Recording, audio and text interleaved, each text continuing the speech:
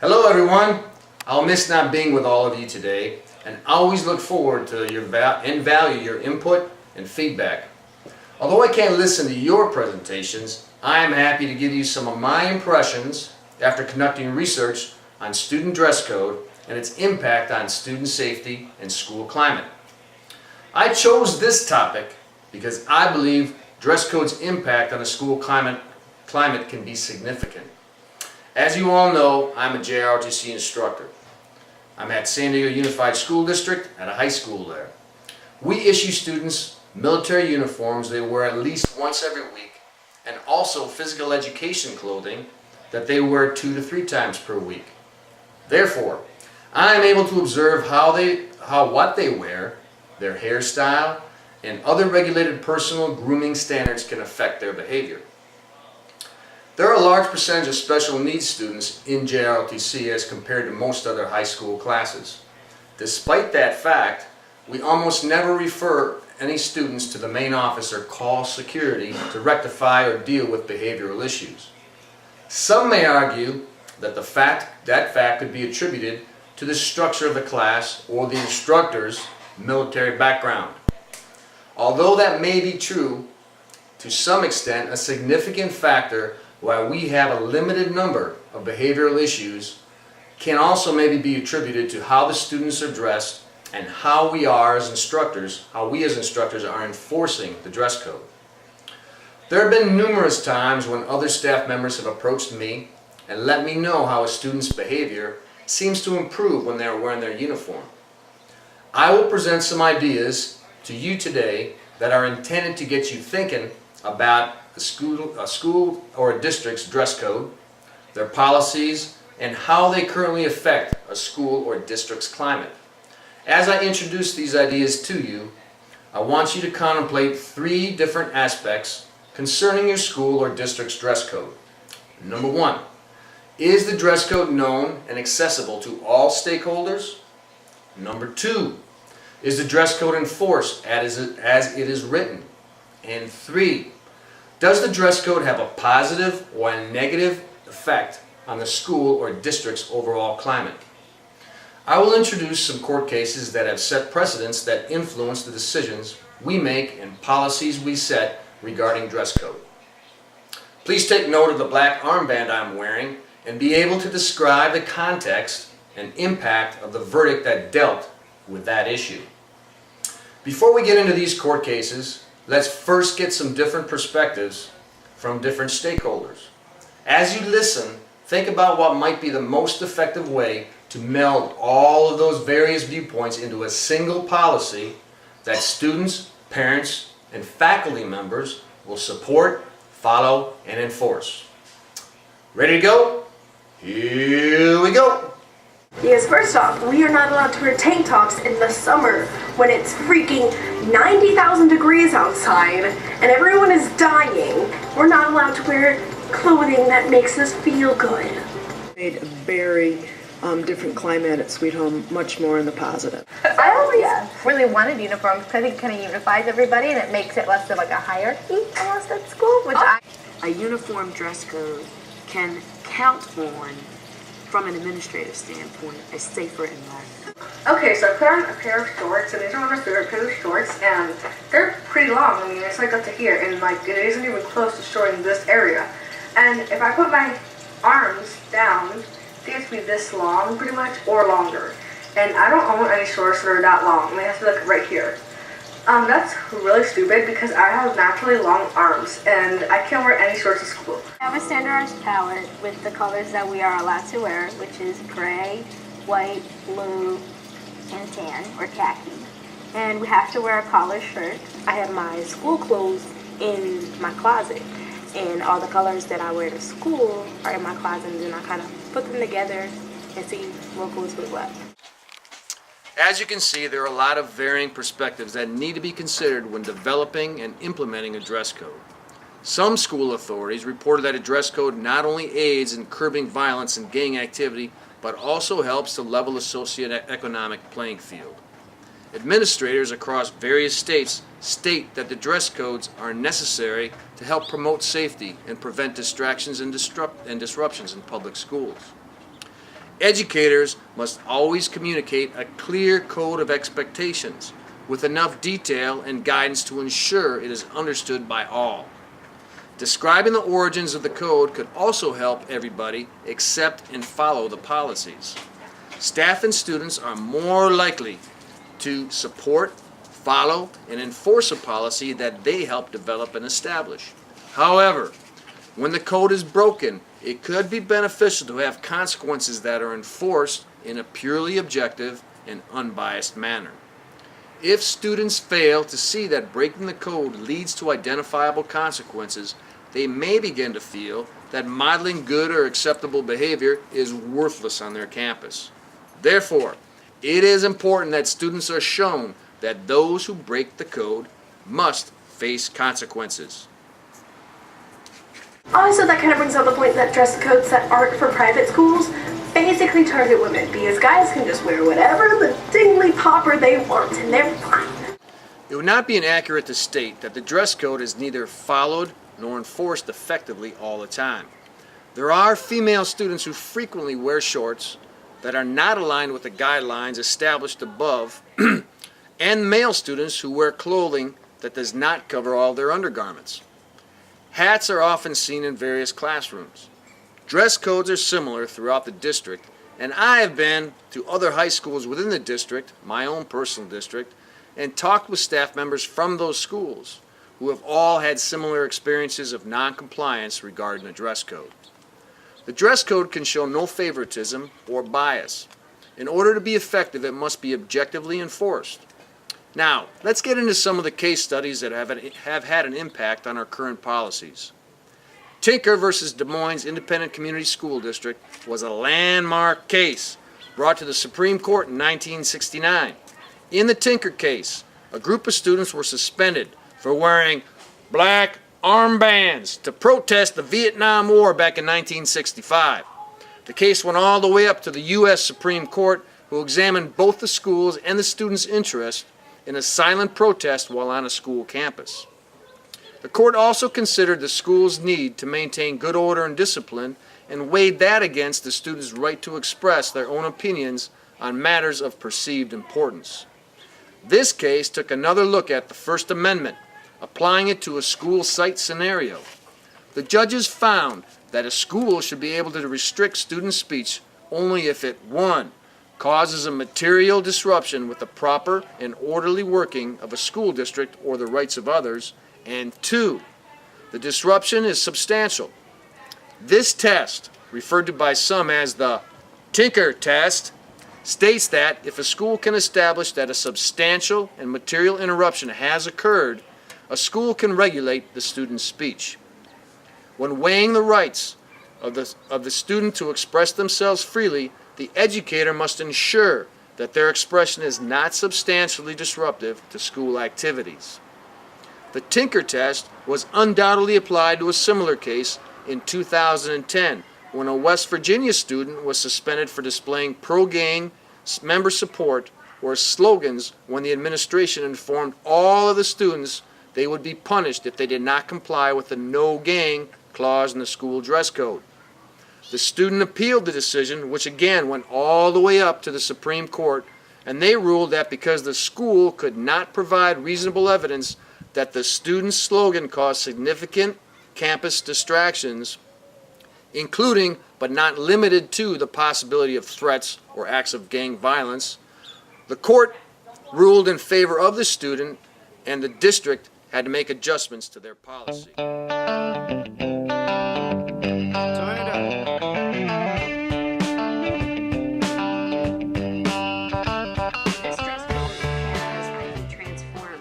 Environment in terms of kids feeling really positive about themselves.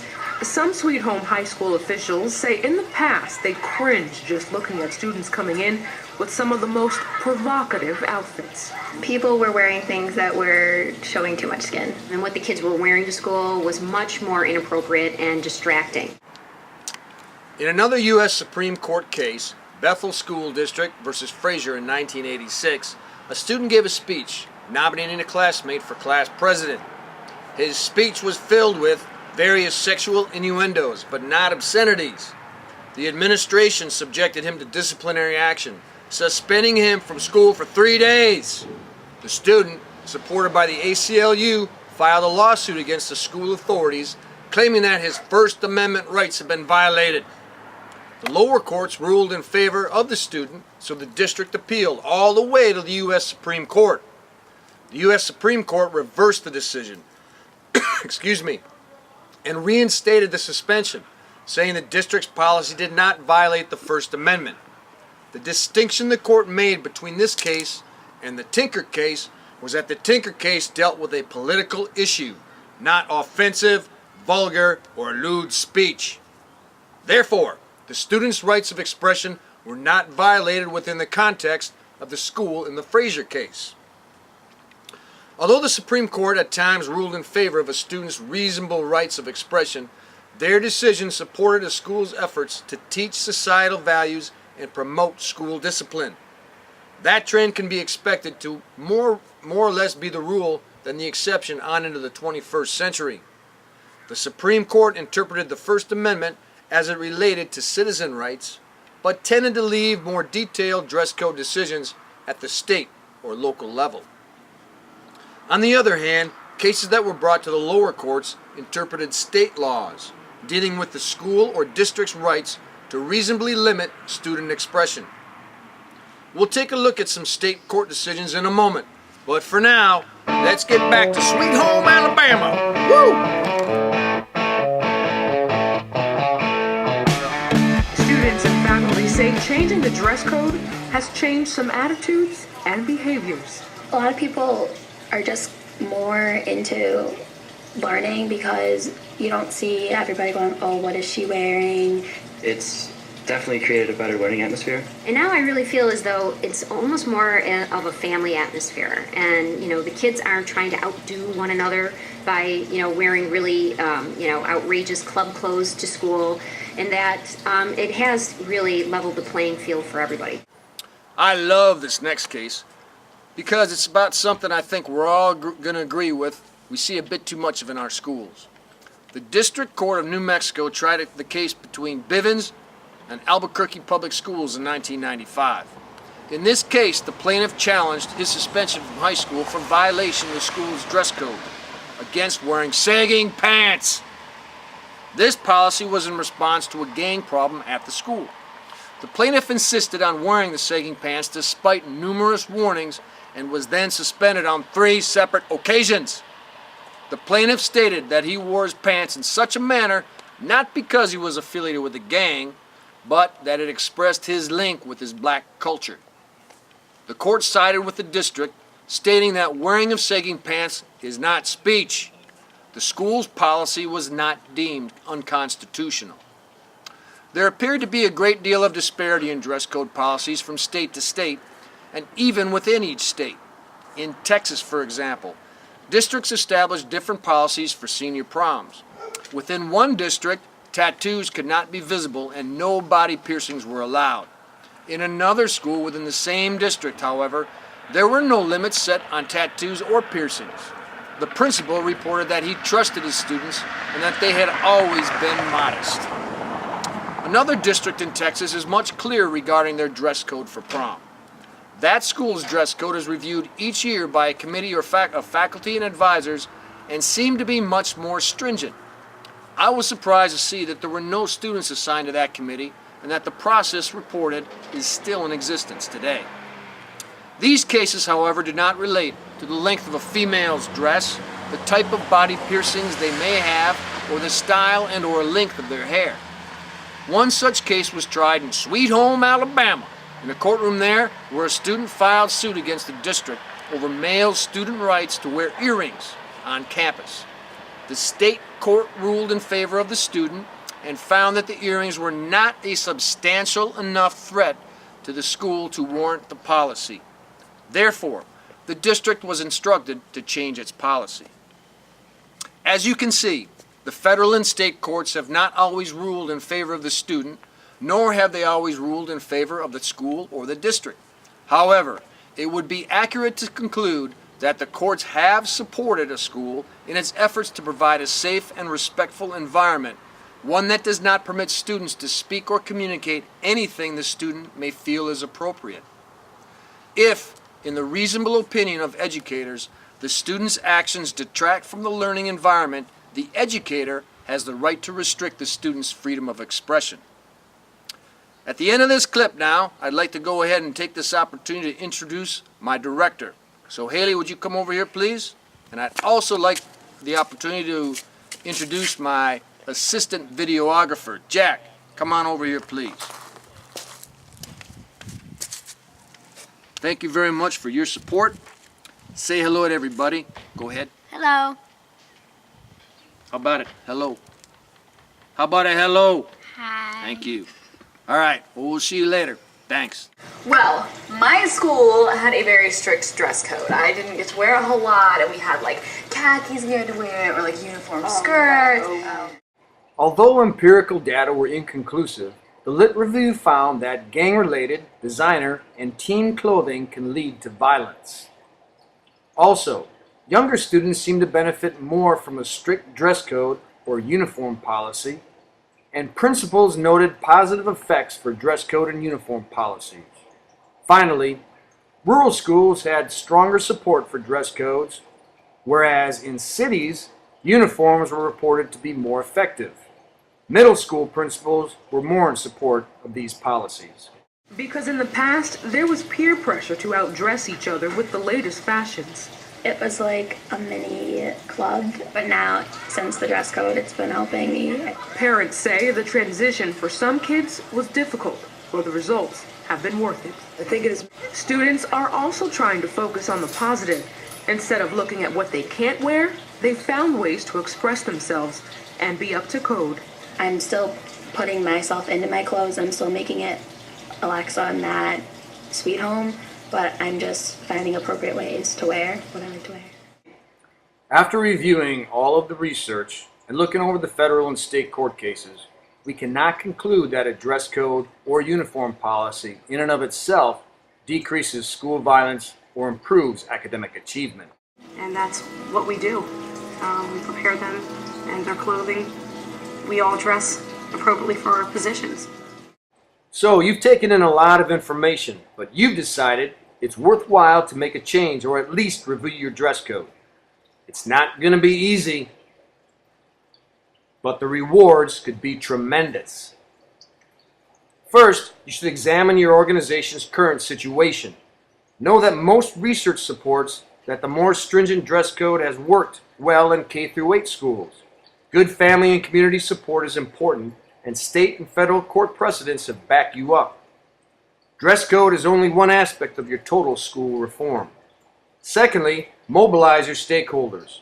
See if it will help accomplish your goals and align with your organization's mission statement. Is your school a prime candidate? You'll have to ask your stakeholders. Send out some feelers and get some input. Can family and communities in the community support it? Third, make sure that you're planning. A steering committee is always good, and a site governance team is a good place to start. A transition period might be necessary where community members and families will have to buy clothes, and a pilot program is always helpful if you can establish it. And fourth, make sure you monitor and seek feedback. Keep the communication lines open. You'll need to establish positive incentives. Keep your school unified and identify days to take a break from the policy, but do it together. Also, negative consequences are important, but you'll have to follow through. It's important for everyone to be behind it and to keep the momentum. There's a safety benefit. It works good for keeping class order. It prepares you for your future. There's the peer pressure benefit. I embrace it. I like the dress code. They look like they are, ready to be respected by those around them. There's the being able to identify who may be in affiliated organizations that we don't want them to be in. When everyone's on task and everyone's in the hallway and the teachers are paying attention and the students do the right thing. And if we expect that from them, they will come through. Well, that's about it for my presentation. I hope you found it informative and that Dr. Nelson didn't have you watch it right after lunch. Well, here are the 3 items you need to discuss amongst yourselves.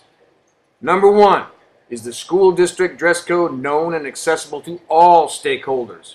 Is it on a website? When was the last time your organization reviewed it? Number 2, If the dress code is written in detail but not precisely enforced or followed, what are we telling our students about written laws in society? Number 3, does the dress code have a positive or negative effect on school climate? Well, I hope you all have a wonderful day, and I'll really be looking forward to seeing every one of you again real soon. Take care.